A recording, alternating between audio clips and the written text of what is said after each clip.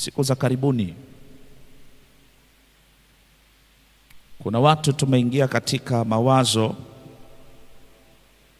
ya kuanza kutafuta kujua majira na nyakati za ujio wa Yesu mara ya pili. Na hili ninalisema kwa sababu kuna vuguvugu linaendelea. Sijajua Magomeni, lakini ulimwengu nilikotokea, na kwa kuwa nimechunga maeneo mengi ya Tanzania, moja ya eneo ambalo nilichunga kule Tabora, nimepokea taarifa ya kwamba kuna watu wengi sana wamejiunga na vuguvugu la kutafuta kujua ya kwamba Yesu anakuja 2027. Wengine wameenda mbali zaidi wakisema ya kwamba Yesu anakuja mwaka 2031.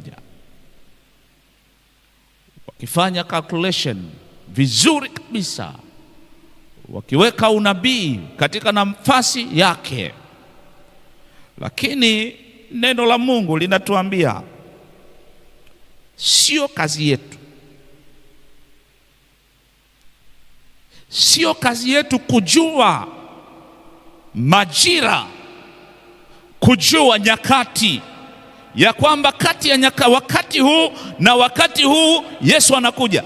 Ukweli huu ya kwamba Yesu anakuja uko pale pale, lakini ili tujue ya kwamba anakuja na amekaribia, ajenda muhimu, ametupatia viashiria, ametupatia dalili za kuja kwake mara ya pili. Kwa hiyo mimi msafiri, kazi niliyo nayo inayonielekeza katika maandalizi, sio ujuzi wangu wa lini Yesu anakuja, sio kujua wakati gani Yesu anakuja. Na hata na hivyo nikijua Yesu anakuja, kuna uwezekano mkubwa wa kufanya maandalizi feki. Kama mgeni anakuja nyumbani kwako,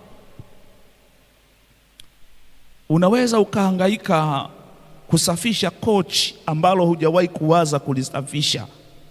Mgeni tu anakuja ndio unasafisha kochi. Ikiwa tu mgeni anakuja kwako, siku hiyo unaamua kubadilisha diet. Unaweza ukaamua hata kufagia uwanja. Habari gani leo ukijua ya kwamba Yesu anakuja siku fulani?